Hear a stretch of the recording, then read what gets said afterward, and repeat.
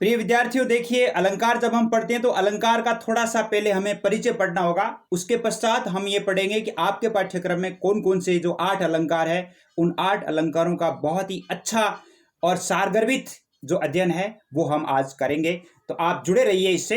अलंकार का परिचय क्या है, अलंकार क्या है? तो देखिए अलंकार अलम प्लस कार के योग से बना है। जैसे आप प्रश्न लिखेंगे तो प्रश्न में आपको भी थोड़ी सी भूमिका उसमें लिखनी है। तो आप इस प्रकार लिखेंगे कि अलंकार शब्द अलम प्लस कार के योग से बना है, जिसका अर्थ होता है सुशोभित करना या सजाना। काव्य में अलंकार का महत्व बहुत अधिक है। जिस प्रकार नारी की शोभा बढ़ाने या उसे सुसज्जित करने के लिए गहने या आभूषणों की आवश्यकता होती है, ठीक उसी प्रकार कविता कामिनी को सजाने के लिए अलंकारों की आवश्यकता होती है। देखिए आपके हिंदी कंपलसरी में अलंकार अलग है, हिंदी साहित्य में 8 अलंकार अलग है। तो आपके हिंदी कंपलसरी के अलंकार हम आज पढ़ रहे हैं, हिंदी अनिवार्य विषय के जो अलंकार है वो हम आज पढ़ रहे हैं। देखिए इसमें अलंकारों के महत्व के बारे में, अलंकारों की चर्चा के बारे में, अलंकारों की पूर्व जानकारी के बारे में कि अलंकारों की यह परंपरा, ये लाइन आप बहुत अच्छी तरह से याद करके आप अपने विषय में अपने जो उत्तर है उसमें आप जरूर लिखेंगे कि अलंकारों की यह परंपरा आचार्य भरतमुनि के नाट्य शास्त्र से होती हुई परवर्ती आचार्यों को स्पर्श करती हुई पंडित राज जगन्नाथ के रसगंगाधर की सीमाओं को लांघकर रीतिकालीन आचार्यों एवं कवियों के ग्रंथों में इनके विराट स्वरूप के दर्शन किए जा सकते हैं। बहुत ही अच्छी लाइन है, मैंने बहुत ही सोच समझ करके इस लाइन को बनाया है। सामान्य अर्थ में अलंकार की परिभाषा, सामान्य अर्थ में जिस आभूषण या जैसे आभूषण सौंदर्य प्रसाधन माने जाते हैं, उसी प्रकार काव्य शास्त्र में अलंकार कवि वाणी के सौंदर्य प्रसाधन है। कवि की वाणी को सुसज्जित करने के लिए, कविता को सुसज्जित करने के लिए अलंकार काम में लिए जाते हैं। इसमें देखिए भारतीय काव्य शास्त्र की जो इतिहास है, इसमें आचार्य भामा, दंडी, उद्भट और रुद्रट आदि अलंकारवादी आचार्यों ने अपने अपने काव्य शास्त्र के ग्रंथों में अलंकार का परिचय दिया है। अलंकार संप्रदाय के प्रवर्तक आचार्य भामे माने जाते हैं। यानी अलंकार जो है वो आचार्य भामे ने शुरू किए थे। अलंकार शास्त्रियों के द्वारा हम थोड़ी सी परिभाषा पढ़ लेते हैं कि अलंकार शास्त्री है वो अलंकारों को क्या कहते हैं। जैसे आचार्य भामे क्या कहते हैं, अपने जो उनका जो ग्रंथ है उसमें वो लिखते हैं कि न कांतमपि विभूषणम विभाति वनिता मुखम, अर्थात जिस प्रकार किसी सुंदर स्त्री का मुख बिना आभूषण के शोभा नहीं पाता, उसी प्रकार अलंकारों के बिना कविता भी शोभायमान नहीं होती है। ये आचार्य भामे की परिभाषा है। इसके बाद आचार्य दंडी क्या परिभाषा देते हैं, अपने जो काव्य ग्रंथ काव्यादर्श है उसमें कहते हैं काव्य शोभा क्रांत धर्मान अलंकारान प्रचक्षते, अर्थात काव्य की शोभा बढ़ाने वाले धर्म अलंकार कहलाते हैं। अपने हिंदी के जो आचार्य केशव है, जो अलंकारों के दाता माने जाते हैं, जिन्होंने अलंकारों के ऊपर एक पूरा ग्रंथ लिख दिया, वो कहते हैं अलंकारों का महत्व बताते हैं, वो क्या कहते हैं कि यद्यपि सुजाति सुलक्षणी सुब्रन सरस सुवृत भूषण बिनु ने विराजे कविता वनितामित, अर्थात गहने के बिना, जिस प्रकार नारी गहने के बिना सुशोभित नहीं होती, उसी प्रकार कविता भी अलंकारों के बिना सुशोभायमान नहीं होती है। ये आचार्य केशव कहते हैं। अब हम देखते हैं कि आपके जो अलंकार है, अलंकार क्या होते हैं। अलंकार वैसे 3 प्रकार के होते हैं। यहां पर तो हम 3 प्रकार के अलंकार जो पढ़ेंगे वो बहुत ही ज्यादा है, लेकिन आपके सिर्फ और सिर्फ 8 ही अलंकार दिए गए हैं, उनका परिचय हम आगे पढ़ रहे हैं। इसमें बहुत ही अच्छा और सटीक परिचय आपको मिल जाएगा। देखिए अलंकार 3 प्रकार के होते हैं। शब्द अलंकार, शब्द अलंकार, अर्थ अलंकार और उभय अलंकार। शब्द अलंकार कहाँ होता है? शब्द अलंकार की परिभाषा ये प्रश्न आ सकता है कि शब्द अलंकार किसे कहते हैं, या अलंकार क्या है, अलंकार को परिभाषित कीजिए, अलंकार क्या है स्पष्ट कीजिए, अलंकार कितने प्रकार के होते हैं। तब वहां पे आपको ये लिखना है कि अलंकार 3 प्रकार के होते हैं। शब्द अलंकार, जहां शब्द के ऊपर ही अलंकार निर्भरता हो, अर्थात जब काव्य में शब्द के माध्यम से चमत्कार उत्पन्न होता है वहां शब्द अलंकार होता है। और शब्द अलंकार में कौन कौन से आते हैं? अनुप्रास, श्लेष, वक्रोक्ति, यमक, पुनरुक्ति प्रकाश, विप्रा। आप इसको विप्सा, यानी आप इसको ऐसे लिख सकते हैं अस्वय, अस्वय विपु, यानी अस्वय, यहां तक आप लिख दोगे तो अनुप्रास, श्लेष, वक्रोक्ति और यमक, ये शब्द अलंकार है। शब्द अलंकार के बाद आते हैं आपके अर्थ अलंकार। अर्थ अलंकार, जब काव्य में अर्थ के माध्यम से चमत्कार उत्पन्न होता है, अर्थात शब्द परिवर्तन कर देने पर भी अर्थ अपरिवर्तित रहता है, वहां अर्थालंकार होता है। यानी अर्थालंकार का अर्थ होता है कि यदि वहां पर दूसरा शब्द रख दिया जाता है तो भी उस अलंकार के चमत्कार में कोई परिवर्तन नहीं होता है। और अर्थ अलंकार में बहुत सारे अलंकार है, जैसे उपमा है, रूपक है, उत्प्रेक्षा है, अतिशयोक्ति है, प्रतीप है, उल्लेख है, भ्रांतिमान है, संदेह है, अतिशयोक्ति, दीपक, उदाहरण, निदर्शना, विरोधाभास, विभावना और भी बहुत सारे अलंकार है। लेकिन ये सारे अलंकार आपके नहीं हैं, आपके तो इनमें से 2-3 अलंकार ही हैं जिनकी परिभाषा हमें पढ़नी है। उभय अलंकार कौन से होते हैं? उभय अलंकार संख्या में बहुत कम है।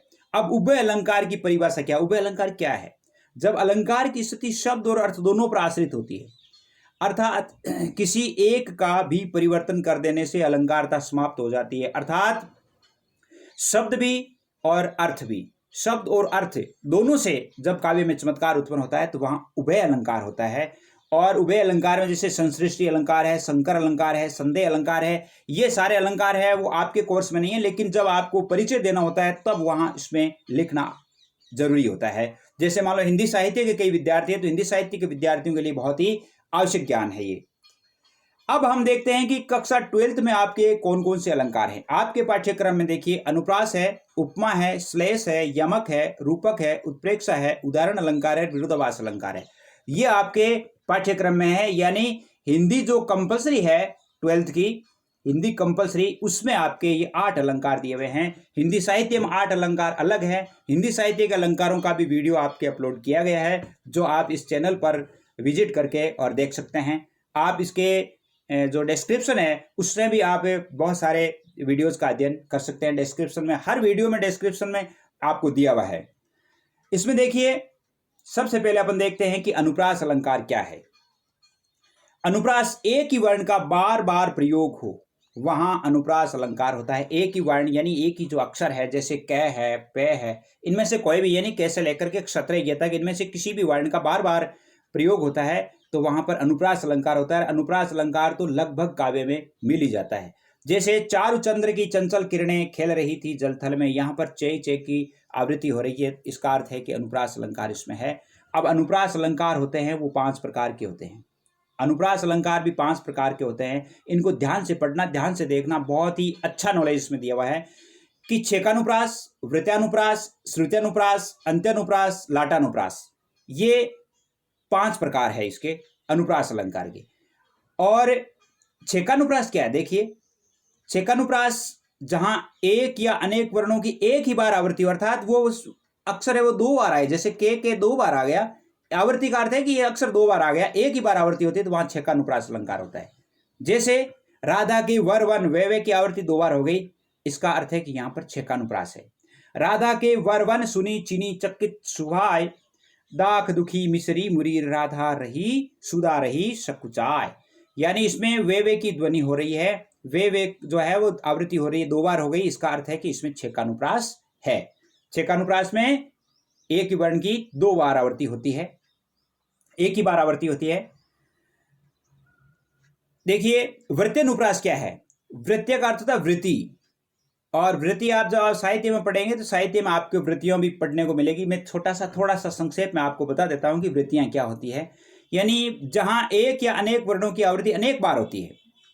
अभी तो क्या होती थी, यानी आवृत्ति एक बार ही हुई थी, जैसे मान लो वे की 2 बार आ गया, इसका अर्थ है कि वो छेकानुप्रास हुआ। लेकिन यहां पर एक वर्ण की या अनेक वर्णों की अनेक बार आवृत्ति होती है तो वहां पे वृत्यानुप्रास अलंकार होता है। और वृत्तियों के अनुसार वर्णों की आवृत्ति अनेक बार होनी चाहिए। वृत्तियां क्या है? वृत्तियां कौन सी वृत्तियों में? जैसे मान लो उपनागरिका, परुषा और कोमला, ये 3 वृत्तियां हैं। इनको वैदर्भी, गौड़ी और पांचाली भी कहते हैं। इनको आप 3 रीतियां भी कहा जाता है, वैदर्भी, गौड़ी और पांचाली रीति, या वृत्तियां जो है उपनागरिका, परुषा और कोमला, ये 3 प्रकार की वृत्तियां होती है। 3 प्रकार की वृत्तियों के जो कौन कौन से अक्षर होते हैं उन अक्षरों में से आना आवश्यक है, तब वो वृत्यानुप्रास माना जाता है।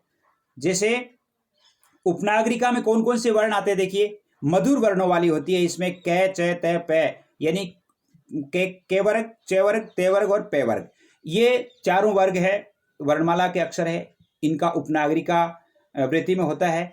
और इसका कौन से रस में होता है? श्रृंगार, हास्य और करुण रस में उपनागरिका वृत्ति का प्रयोग होता है। जैसे रघुनंद आनंद कंद कौशल चंद दशरथ नंदन, यानी इसमें देखिए ये एक, इसमें क्या है कि मधुर वर्ण क्या होते हैं, जैसे मान लो अनुस्वार वाले जो वर्ण आते हैं वो भी लगभग है वो मधुर वर्णों में माने जाते हैं। परुष वृत्ति का, परुष का अर्थ वैसे ही कठोर होता है, इसमें कठोर वर्ण आते हैं और ट से बनने वाले ट ठ ड ढ, यानी इनसे बनने वाले, और एक रेफ यानी रे के जो रे वाले अक्षर होते हैं, ऊपर जो रे दिए जाते हैं वो अक्षर रेफ वाले होते हैं। संयुक्त वर्ण होते हैं, संयुक्त वर्ण जैसे क्षत्रज्ञ जो है संयुक्त वर्ण होते हैं। द्वित्व वर्ण होते हैं, जैसे मान लो अपन वित्त लिखते हैं, वित्त के आगे एक और लगा दिया, अर्थात ये द्वित्व वर्ण है, यानी दो अक्षर जहां पर आते हैं। दीर्घ समास प्रयुक्त किए जाते हैं। तो परुषावृत्ति में कठोर वर्ण होते हैं, संयुक्त वर्ण होते हैं, द्वित्व वर्ण होते हैं, दीर्घ समास और प्रयुक्त किए जाते हैं। जैसे देखिए इसमें रेफ है, देखिए वक्र, वक्र वक्र, इसमें रेफ है, रे नीचे लगाया है। करी पच्छ, पच्छ ये द्वित्व है, पच्छ। करी रुष्ट, रिछ कपि गुच्छ, यानी वक्र वक्र करी पच्छ, करी रुष्ट रिछ कपि गुच्छ, सुबट ठट घन घट सम मृदहि रक्षन तुच्छ। ये परुषावृत्ति है और वृत्त्यनुप्रास है। परुषावृत्ति है और वृत्त्यनुप्रास है। कोमलावृत्ति क्या है? कोमलावृत्ति में देखिए यरलव शय है, इसमें वो शय और ये शय, ये नहीं है, ये नहीं है, शय ये और ये है, यही होते हैं यरलव और शय, ये वर्ण होते हैं। और ये अद्भुत शांत और विवश रस में कोमलावृत्ति काम में आती है। और जैसे कोमलावृत्ति में जैसे देखिए सत्य स्नेह शील सुख सागर, प्रभु जब जात जानकी जानी, सुख स्नेह शोभा गुण बखानी, ये अलग है, ये दो अलग है। देखिए प्रभु जब जात जानकी जानी, सुख स्नेह शोभा गुण खानी, तो यहां पर ये कोमलावृत्ति है। श्रुत्यनुप्रास, वृत्त्यनुप्रास वृत्तियों के अनुसार हुआ। श्रुत्यनुप्रास देखिए, श्रुत्यनुप्रास का अर्थ है कि जैसे कंठ, तालु, मूर्धा, दंत तथा ओष्ठ आदि स्थानों से उच्चारित होने वाले व्यंजनों की आवृत्ति जहां पास पास होती है तो वो श्रुत्यनुप्रास होता है। अर्थात जैसे मान लो कंठ से निकलने वाले शब्द जो अक्षर हैं, वर्ण है, तालु से निकलने वाले जो तालव्य हैं, मूर्धन्य हैं, दंत्य हैं, ओष्ठ हैं, इन वर्णों की आवृत्ति जब साफ पास पास होती है तो वहां पर श्रुत्यनुप्रास होता है।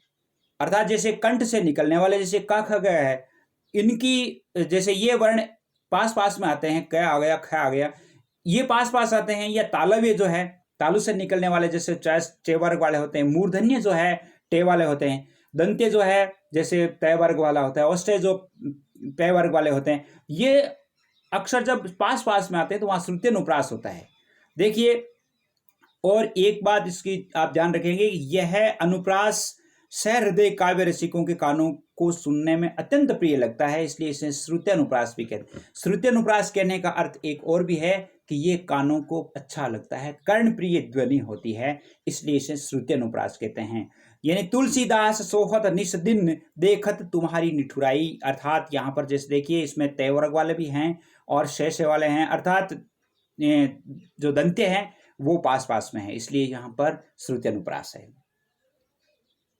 अंत्यानुप्रास देखिए, अंत्यानुप्रास में क्या होता है कि छंद की प्रत्येक पंक्ति के अंतिम वर्ण, छंद की प्रत्येक पंक्ति के अंतिम वर्ण या वर्णों में जहां समानता अथवा तुकबंदी का रूप मिलता है वह अंत्यानुप्रास होता है।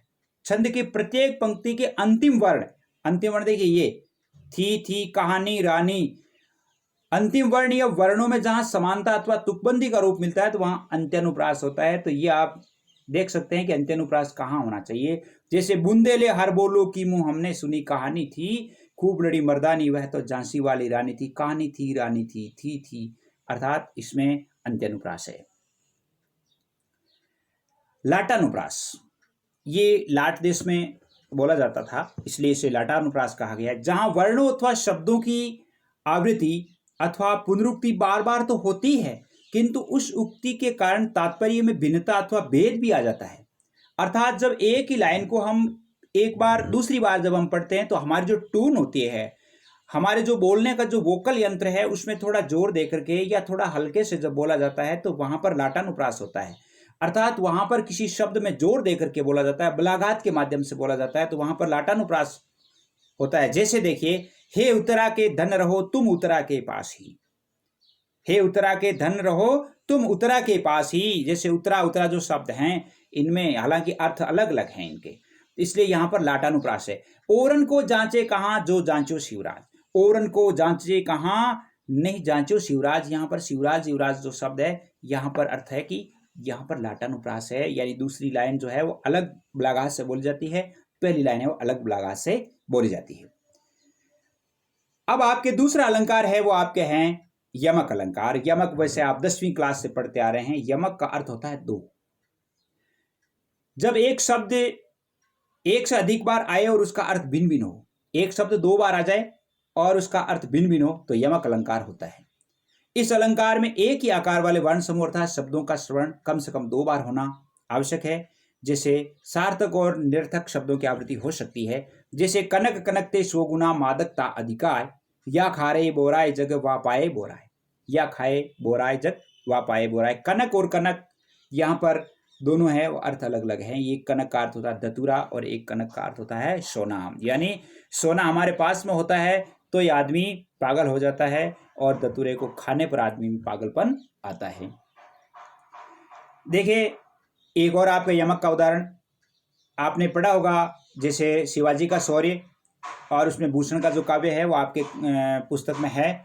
ऊंचे घोर मंदिर के अंदर रहनवारी, ऊंचे घोर मंदिर के अंदर रहाती है। इसमें जैसे मंदिर मंदिर शब्द है, इनमें अलग अलग अर्थ है। एक का अर्थ मंदिर कंदराए है, एक का अर्थ घर है, एक का मंदिर है। 3 बेर खाती थे वे 3 बेर खाती है। यहाँ पर एक बेर का अर्थ फल है और एक बेर का अर्थ है समय। तो अर्थ ये है कि ये दोनों बेर बेर शब्द का अर्थ अलग अलग है। तीसरा है आपके श्लेष अलंकार। श्लेष का अर्थ होता है श्लिष्ट यानी चिपका हुआ। श्लिष्ट का अर्थ होता है चिपका हुआ, यानी एक शब्द में कई अर्थ चिपके हुए जहां पर होते हैं तो वहां श्लेष अलंकार होता है। श्लिष्ट पदों के प्रयोग द्वारा जहां अनेक अर्थों का विधान होता है वहां श्लेष अलंकार होता है। अर्थात अनेक अर्थों का बोध कराने वाला एक शब्द कविता में आता है तब उसे श्लेष अलंकार कहा जाता है। श्लेष का अर्थ होता है सटा हुआ अर्थात चिपका हुआ। एक ही शब्द में अनेक अर्थ जहां पर चिपके हुए होते हैं वहां पे श्लेष अलंकार होता है। शब्द एक ही होता है लेकिन उनके अर्थ 2-3 होते हैं। जैसे देखिए आपके रहीमन पानी राखिए बिन पानी शब्द सून, पानी गए न उबरे मोती मानुष चून। यहाँ पर पानी जो शब्द है इसके 3 अर्थ दिए गए हैं। पानी का अर्थ इज्जत भी है, चमक भी है, और यानी यहाँ पर जो है पानी का अर्थ पानी भी है, इज्जत भी है, चमक भी है और पानी भी है। तो यहाँ पर पानी शब्द एक है लेकिन इसका अर्थ 3 है, इसलिए यहाँ पर श्लेष है। श्लेष अलंकार भी 2 प्रकार का होता है। एक तो अभंग श्लेष होता है, यानी अभंग का अर्थ होता है कि जिसके टुकड़े किए बिना ही उसके अनेक अर्थ निकल जाते हैं, तो वो अभंग श्लेष होता है। जैसे पानी गए न उबरे मोती मानस चून, पानी शब्द का इसको टुकड़े करने की जरूरत नहीं है, इनके टुकड़े करने की जरूरत नहीं है, पानी के वैसे ही अर्थ है वो अलग अलग हो गए। तो यहाँ पर अभंग श्लेष है, ये अभंग है अर्थात इसको तोड़ने की आवश्यकता नहीं है। सबंग श्लेष का अर्थ होता है कि जहां पे एक ही शब्द के टुकड़े करने पर अर्थात अनेक अर्थ निकले। जब किसी शब्द है और उस शब्द को जब हम टुकड़े करते हैं तो वहां पे अलग अलग अर्थ निकलते हैं, वहां सबंग श्लेष होता है। जैसे चरण धरत चिंता करत भावे नींदर शोर, सुब्रन को ढूंढत फिरत कवि व्यभिचारी चोर। यहाँ पर सुब्रन सो जो शब्द है, यहाँ पर ये इस सुब्रन के अलग अलग हम जब टुकड़े करेंगे, सुब्रन के जैसे एक तो स्वर्ण होता है और सुब्रन का अर्थ होता है सुवर्ण होता है, और एक गोरा रंग भी होता है। यानी कवि व्यभिचारी और चोर अर्थात सुवर्ण जैसे सोना है उसे चोर ढूंढते फिरते हैं, और सवर्ण जो होती है अर्थात सुंदर जो स्त्री होती है उसे मतलब व्यभिचारी ढूंढते फिरते हैं, अर्थात वो उनकी बुरी नजर होती है। और एक सुवर्ण का अर्थ होता है जिसे कवि है वो अपने काव्य में प्रयुक्त करते हैं। जैसे देखिए इसमें जो रहीम गति दीप की कुल कपूत गति सोई, बारे उजियारो करे बढ़े अंधेरो होय। यानी बारे शब्द का अर्थ होता है जलाना और बड़े होना। बड़ा होने का अर्थ होता है एक तो बुझना होता है, एक बड़ा होना होता है। चिरजीवो जोरी जुरे क्यों न स्नेह गंभीर, को घटिए वृष भानुजा वे हलधर के वीर। यहाँ पर जो है वृष भानुजा और हलधर इनके अर्थ अलग अलग है। वृष भानुजा राधा को भी कहते हैं, गाय को भी कहते हैं, हलधर जो है बलराम को भी कहते हैं, और श्री कृष्ण का जो छोटा भाई है उसे कहते हैं, बैल को भी कहते हैं। तो यहाँ अर्थ है वो अलग अलग है। तो यहाँ अर्थ इसका अर्थ हुआ कि यहाँ पर श्लेष अलंकार है। आप इन तीनों में से कोई भी एक उदाहरण अच्छी तरह से याद कर लीजिए। चौथा है आपके उपमा अलंकार। उपमा अलंकार उप प्लस मा के योग से बना है, जिसका अर्थ होता है निकटता या समीपता। उप प्लस मा अर्थात निकट या समीप। जब एक वस्तु के समीप दूसरी वस्तु को रखकर उनकी समीपता दोनों में पाए जाने वाले एक ही साधारण धर्म अथवा गुण के कारण तोली या मापी जाती है तो उसे उपमा अलंकार कहते हैं। सरल शब्दों में हम कैसे कह सकते हैं कि एक वस्तु को दूसरी वस्तु के समीप रखकर उनमें समानता प्रतिपादित करना ही उपमा अलंकार है। यानी एक वस्तु को दूसरी वस्तु के समीप रखेंगे और उनमें समानता प्रतिपादित करना उपमा अलंकार है। उदाहरण देख लिए इसमें। अब उपमा अलंकार जो है, उपमा अलंकार को थोड़ा ध्यान से देखना है। उपमा अलंकार के 4 अंग होते हैं: उपमेय, उपमान, साधारण धर्म, वाचक धर्म, वाचक शब्द। उपमेय क्या है? उपमेय का अर्थ होता है उपमा देने योग्य, जिसे उपमा दी जाती है, जिस वस्तु का वर्णन किया जाता है, जिसकी समता किसी अन्य वस्तु से की जाती है, वो उपमेय है। जैसे मुखचंद्र, मुखचंद्र में मुख को चंद्रमा की उपमा दी गई है, तो इसका मतलब है कि मुख है वो उपमेय है। जैसे हरिपद कोमल कमल सा जो सबको सुख देत, यहाँ पर हरिपद जो है कोमल कमल सा, यानी जो क्या है कि हरिपद को कमल से उपमा दी गई है। हरिपद है वो उपमेय है, कमल उपमान है। उपमान क्या है? देखिए, उपमेय को जिसके समान बताया जाता है उसे उपमान कहते हैं। जैसे चंद्रमा, चंद्र जो मुख का उपमान है, मुख चंद्र, मुख उपमेय है, चंद्र है वो उपमान है। साधारण धर्म क्या? 2 वस्तुओं के बीच समानता प्रतिपादित करना, उसे साधारण धर्म कहते हैं। जैसे सुंदरता, कोमलता, यानी किन्हीं 2 धर्मों को देख करके ही उन्हें उपमा दी जाती है। वाचक शब्द होते हैं इसमें उपमा अलंकार में, यानी उपमेय और उपमान के बीच समानता बताने वाले जो वाचक शब्द होते हैं उनको, जैसे सरिस है, सा है, सम है, इव है। जैसे सा है, सम है, इव है, सरिस है, यानी समान है, ये वाचक शब्द होते हैं। जैसे मधुकर सरिस संत गुणग्राही, अर्थात सरिस वाचक शब्द आ गया तो इसका अर्थ है कि यहाँ पर उपमा अलंकार है। देखिए, उपमा अलंकार के भेद जो होते हैं, 2 भेद होते हैं, 2 प्रकार के होते हैं। एक तो पूर्ण उपमा होता है, एक लुप्त उपमा होता है। पूर्ण उपमा का अर्थ होता है जिसमें 4 अंग विद्यमान होते हैं। 4 अंग अपन ने जो अभी पढ़े थे, 4 अंग कौन कौन से होते हैं? 4 अंग जो हमने अभी पढ़े थे, जैसे ये उपमेय, उपमान, साधारण धर्म और वाचक शब्द, ये जहां पर 4 अंग होते हैं तो वहां पूर्णोपमा होता है, और जहां पर किसी एक अंग को लुप्त किया गया है तो वहां पर लुप्तोपमा होता है। जैसे पीपर पात सरिस मन डोला, मधुकर सरिस संत गुणग्राही, इन दोनों में ही पूर्ण उपमा है, यानी इनमें सारे ही गुण हैं, यानी इसमें वाचक शब्द भी है, साधारण धर्म भी है, और इसका अर्थ है कि ये पूर्णोपमा है, यानी चारों इसमें है। लुप्तोपमा देखिए, लुप्तोपमा में एक अंग का लुप्त हो जाना होता है, या 3 अंगों का भी हो सकता है। जहां उपमा के 4 अंगों में से किसी 1, 2 अथवा 3 अंगों का लोप हो जाता है तो वहां लुप्तोपमा होता है। जैसे विदुवदनी मृगशावक लोचनी, अर्थात यहाँ पर वाचक शब्द नहीं है, वाचक शब्द नहीं है, इसलिए यहाँ पर है तो ये उपमा अलंकार, लेकिन वाचक शब्द नहीं है, इसलिए थोड़ा रूपक का सा लग रहा है, लेकिन ये उपमा अलंकार है। रूपक अलंकार 5वां, और लगभग हम समीप आ गए हैं लेसन के। रूपक अलंकार, जहां उपमेय में उपमान का निषेध रहित आरोप किया जाता है, इसमें यानी किसी भी वाचक शब्द का प्रयोग नहीं होता है, वहां रूपक अलंकार होता है। अर्थात 2 वस्तुओं को एक ही रूप देना, एक वस्तु के साथ दूसरी वस्तु को इस प्रकार रखना कि उनमें कोई भिन्नता नहीं रहे, तो वहां पर रूपक अलंकार होता है। रूपक भी 3 तरह के होते हैं, निरंग रूपक होता है, सांग रूपक होता है, परंपरित रूपक होता है। सांग रूपक, निरंग रूपक और परंपरित रूपक। सांग का मतलब 6 अंग, निरंग का मतलब नियंग, परंपरित अर्थात परंपरा से चला आ रहा। देखिए, सांग रूपक का अलंकार देखिए, इसमें 6 अंग है। ये सखी नील नभस्वर में उतरा, ये हंस आहा तरता तरता, अब तारक मौक्तिक शेष नहीं निकला जिनको चरता चरता, यहाँ पर सांग रूपक अलंकार है। अंबर पनघट में डुबो रही, तारा घट उषा नागरी, खग कुलकुल सा बोल रहा, किस लेख का आंचल डोल रहा। ये जयशंकर प्रसाद की जो कविता है बहुत ही अच्छी और सुंदर है, इसमें रूपक अलंकार है। अंबर पनघट में डुबो रही, अंबर पनघट में डुबो रही, तारा घट उषा नागरी, तारा घट उषा नागरी, उषा रूपी जो नारी है वो तारे रूपी घड़ों को अंबर रूपी पनघट में डुबो रही है। तो इसमें बहुत ही सुंदर रूपक अलंकार का प्रयोग हुआ है। देखिए, इसमें एक और है तुलसीदास की, जिसमें रूपक अलंकार है। उदित उदयगिरी मंच पर रघुवर बाल पतंग, विकसे संत सरोज सब अरसे लोचन भृंग। लोचन भृंग अर्थात यहाँ पर आंखों को भृंग की उपमा दी गई है, संतों को सरोज की उपमा दी गई है। रघुवर बाल पतंग अर्थात यहाँ पर उदित उदयगिरी मंच पर तो यहाँ इसमें भी सारे के सारे हैं वो रूपक अलंकार है। अब आप देखिए इसमें निरंग रूपक, देखिए निरंग रूपक क्या है। निरंग रूपक जब अंगों का आरोप किए बिना केवल एक ही उपमेय में किसी के अनुरूप उपमान का आरोप किया जाना निरंग रूपक अलंकार होता है। अंगों का आरोप किए बिना, जैसे अंगों का आरोप नहीं होता है उसमें।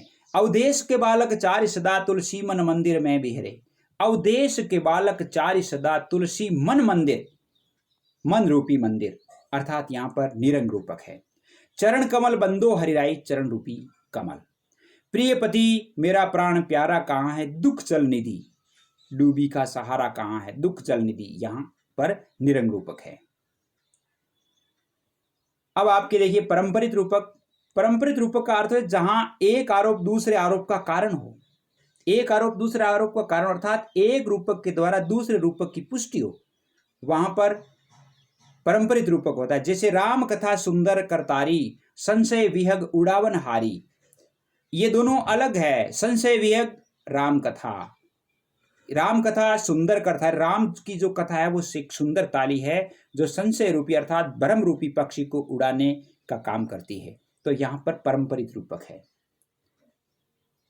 उत्प्रेक्षा अलंकार, छठा अलंकार आ गया है। जब उपमेय में उपमान की संभावना प्रकट की गई हो वहां उत्प्रेक्षा अलंकार होता है, अर्थात उपमेय में उत्कट रूप में उपमान को देखना अथवा उसकी संभावना करना।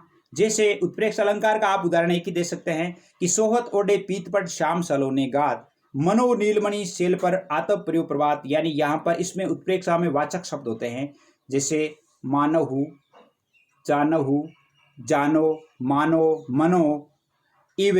ये जो वाचक शब्द होते हैं, इन वाचक शब्दों से हम जान सकते हैं कि इसमें उत्प्रेक्षा अलंकार है। मनो अर्थात मानो।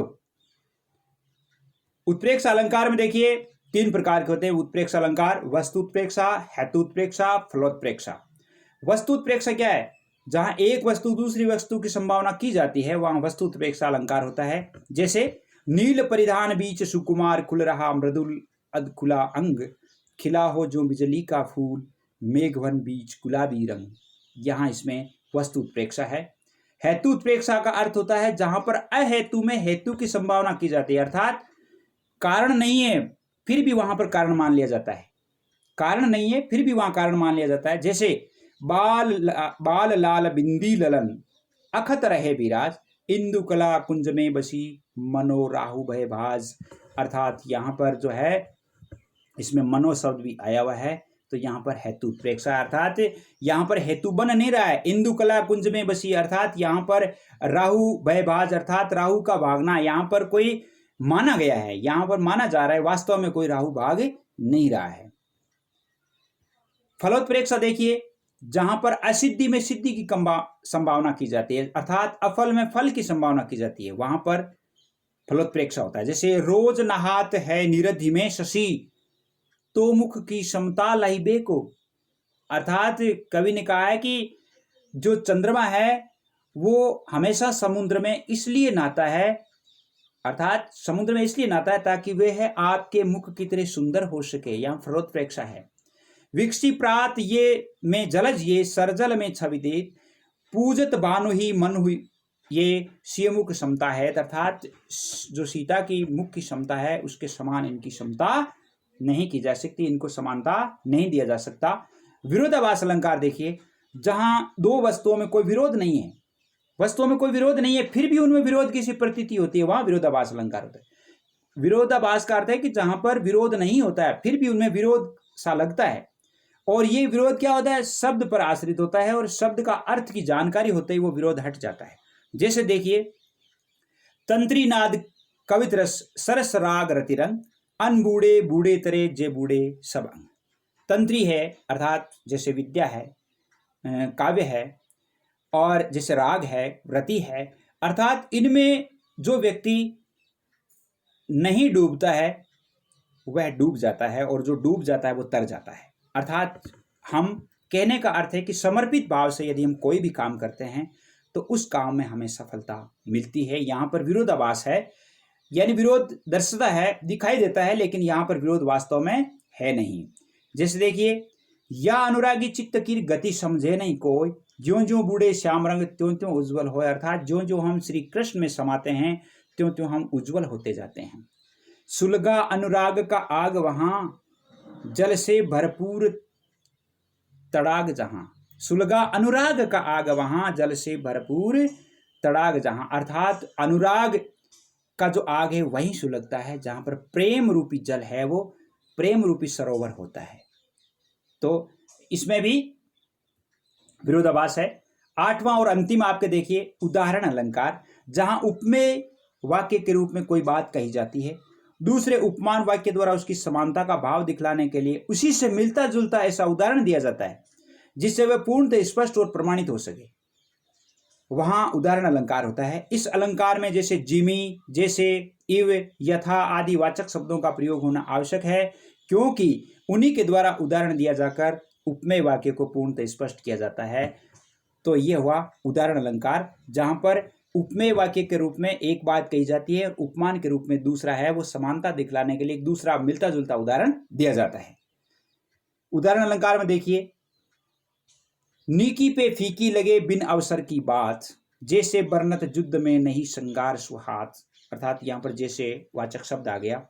सुख बीते दुख होते, दुख बीते सुख होत, दिवस गए जो निशि उदित, निशिगत दिवस उदोत। यहां पर देखिए ये वाचक शब्द है जो आ गया है, इसका अर्थ है कि यहां पर उदाहरण अलंकार है। धन्यवाद सभी को, आप सभी का हार्दिक स्वागत एक बार पुनः। और देखिए वीडियोस जो है वो बराबर अपलोड किए जा रहे हैं।